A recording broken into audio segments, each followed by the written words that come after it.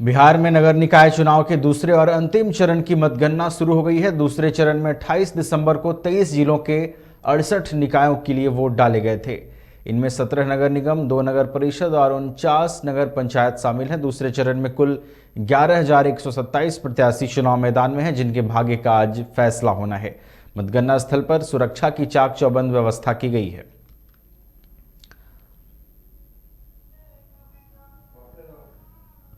तो बिहार नगर निकाय चुनाव के दूसरे और अंतिम चरण की मतगणना शुरू हो गई है। दूसरे चरण में 28 दिसंबर को 23 जिलों के 68 निकायों के लिए वोट डाले गए थे। इनमें 17 नगर निगम, 2 नगर परिषद और 49 नगर पंचायत शामिल हैं। दूसरे चरण में कुल 11,127 प्रत्याशी चुनाव मैदान में हैं। और अधिक जानकारी के साथ हमारे साथ संवाददाता प्रणव जुड़ चुके हैं।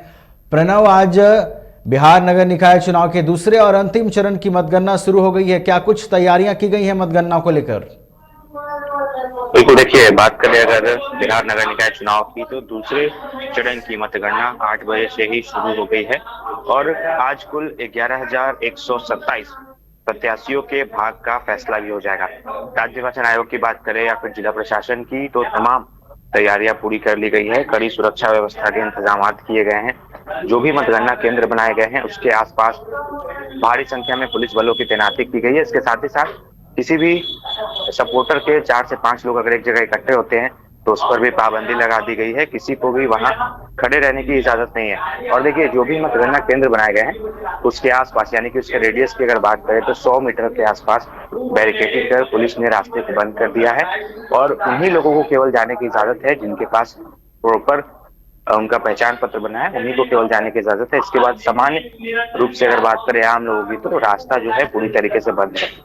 1,665 पदों के लिए मतदान हुआ था, जिसमें मुख्य रूप से 3 पद, मेयर, डिप्टी मेयर और वार्ड पार्षद पद के लिए चुनाव हुआ था। वार्ड पार्षद के पद की अगर बात कर ले तो 1529 और मेयर की बात करें तो 68 पद और डिप्टी मेयर की बात करें तो वो भी 68 पद था। और राज्य निर्वाचन आयोग ने जानकारी दी है कि पहली बार इस तरीके से राज्य निर्वाचन आयोग ने टेक्नोलॉजी का इस्तेमाल किया है। स्ट्रॉन्ग रूम में डिजिटल लॉक लगाए गए हैं और उस लॉक की हर पल की जानकारी जो डिजिटल लॉक प्रत्याशी है या फिर जो प्रशासनिक अधिकारी है उनको समय समय पर देती जाएगी। जब भी लॉक खुलेगा या उसमें कोई भी अगर किसी प्रकार की छेड़छाड़ होती है तो उसकी भी जानकारी जो प्रत्याशी है और जो प्रशासनिक अधिकारी है उनको मिलेगी।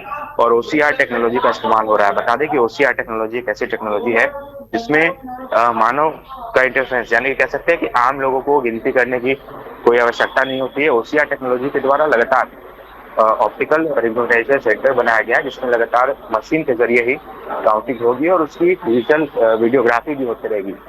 इसकी मॉनिटरिंग निर्वाचन आयोग अपने कार्यालय से करता रहेगा।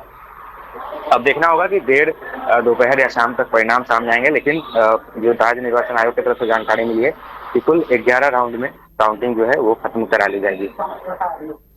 शुक्रिया प्रणव, हमारे साथ जुड़ने के लिए और इन तमाम जानकारियों के लिए।